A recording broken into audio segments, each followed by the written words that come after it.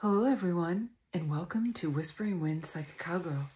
My name is Reverend Melissa Kennedy, and I am sharing a message for the collective energy on Mother Earth, Lady Gaia, today, December 5th, 2022. So wherever you are on the beautiful planet today, I am sending you light, love, peace, and blessings of all kinds.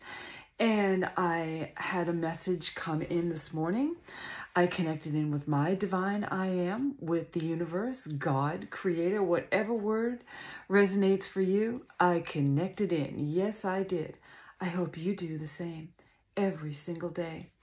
And the message that I got from divine was to talk today about creation. And I thought, creation, pretty cool, universe. What have you got to say to me today that I can share with others about creation? And this is the message that came through to me.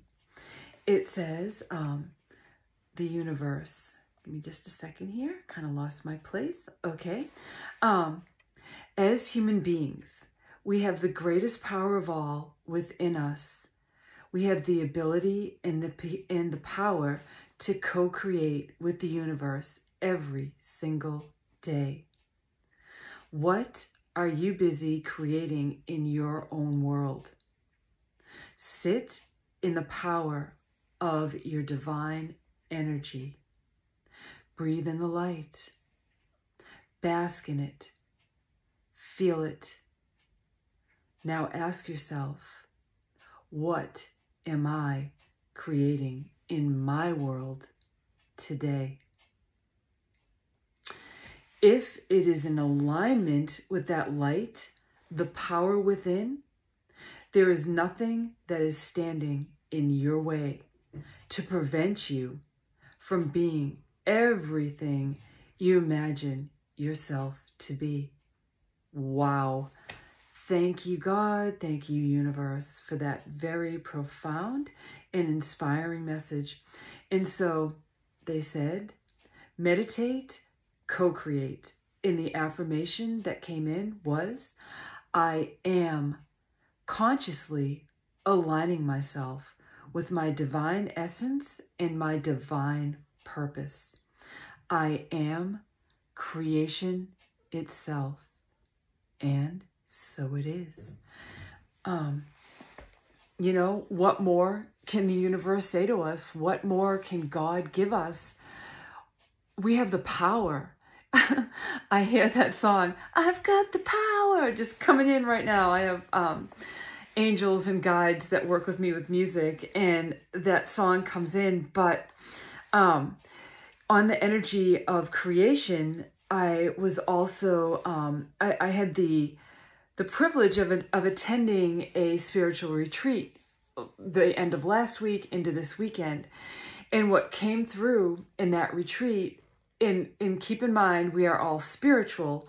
None of us are religious. So we are not operating under the guise of religion. We are operating under the same spirit, the same, what's the word I'm looking for? The same energy, the same connectedness that connects us into our divine guidance. So we're working on understanding ourselves from the inside and how we take that and we bring it out into the world, but also how it comes to us through other people to help us along our spiritual path.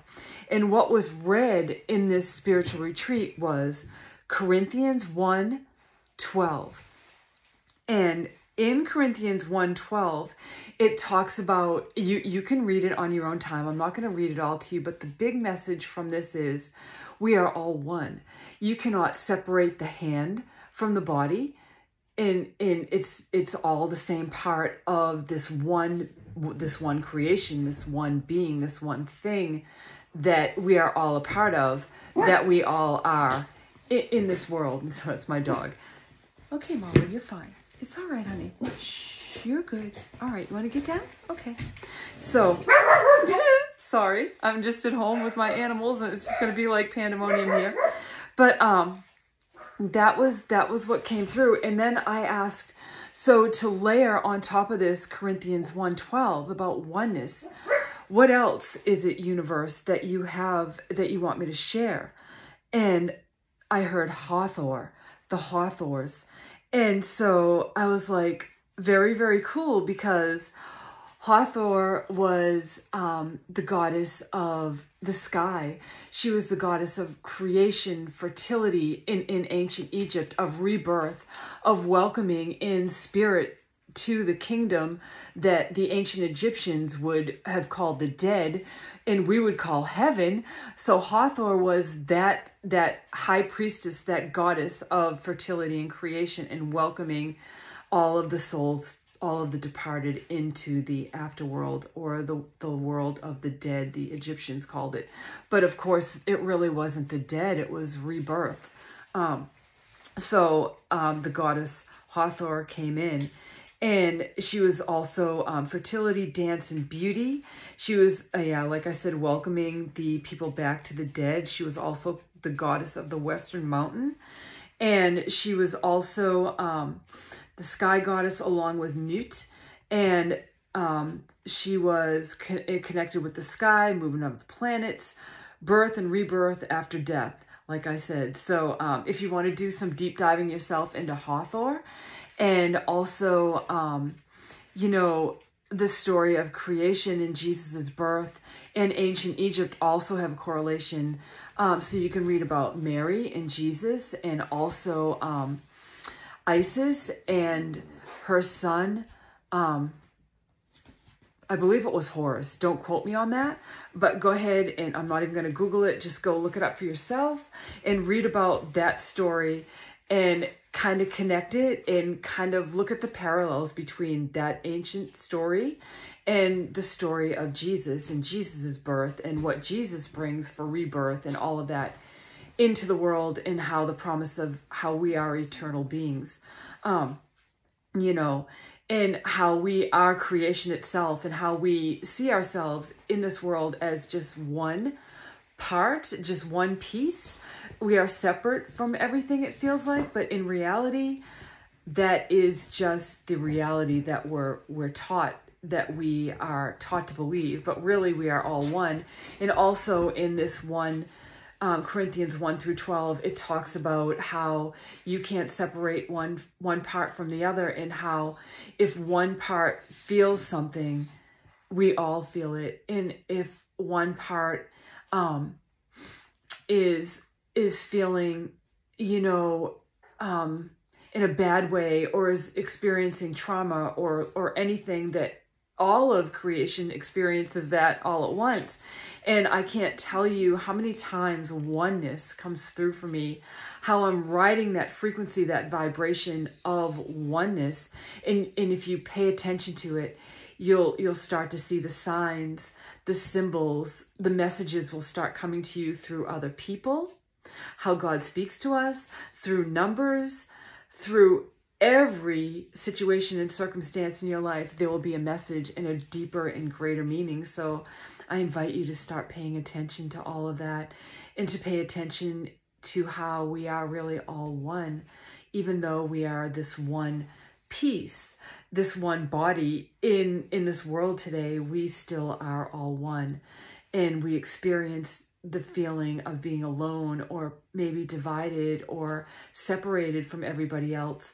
But if you start asking God or the universe to connect you in with that consciousness of oneness, you will start to experience just how we are all one. So I'm being asked to pull a card from the Earth Magic deck, because Mother Earth, Lady Gaia, is our home. And without her, we cannot live and breathe and have our being on this planet. And Mother Earth is creation itself. She is always renewing herself, sustaining life in all ways. And so we'll see what the message is for us today from the Earth Magic deck about creation. And so mountain strength, and it's interesting how it connects into Hathor, and how she was the goddess of the Western Mountain. So here it is once again, oneness, how the universe works. And this card is saying to me that we have the strength. We have that power. We are that power. We are that mountain. We are that beauty. We are that creation. And my solar plexus is just flip-flopping around from that center of my being. You might feel it too on that energy. So I'm asking for solar plexus clearing and healing for everyone watching this right now. And let's just see what the book has to say about the mountain. And let's see. Oh, it's easier to just look at it like this. I get so excited. 104. When these messages come in so wonderfully like this, as we were just talking about Hathor and how she was the goddess of the Western Mountain. Thank you, Hathor, for being with us with your ancient wisdom and your beauty and your strength. And so the massiveness of the mountain in this image, bearing the blankets of snow as spectacular hues from the sun reflects from its body, evokes a sense of impenetrable and immovable strength and stature. A mountain's quiet, resolute immensity leaves us in awe and inspires us to reach for greater heights, yet it can also pose challenges. The firm base of the mountain evolves to the narrower crest in its attempt to reach the sky. More daring individuals become enamored by the peak and see it as something to conquer, although it can never be truly conquered. When the mountain feels threatened in some way or simply shrugs its shoulders, the strength exhibited can wreak havoc for all beings caught on its skin. And the message is, it makes no sense to deny the strength you have at the cost of allowing yourself to be reactive and subject to external influences beyond what is healthy for you. Imagine yourself as a mountain of strength, solidly grounded on earth. Your head held high as if you were touching the sky. Do some without straining, just as a mountain itself does not strain. The current situation calls for you to be vigilant, but not to the point of fear or paranoia.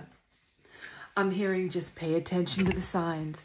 Be the strength, be the beacon, be that mountain for people to look to for guidance, for help, for grounding in clearing energy. Just like at the top of the mountain, sometimes we get to the peak and the sunlight just pops through, and the sunlight comes through as a message of hope and renewal as the cycle of day and night.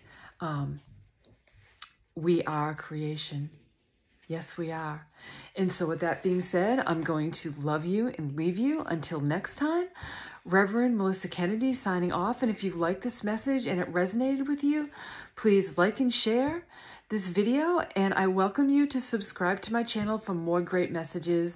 I never know what I'm going to come on here and talk about. I just tap in and bring forth some messages, hopefully that help you connect with your spiritual journey, with the creation that you are, that beautiful creation that you are. And so it is. Bye-bye now.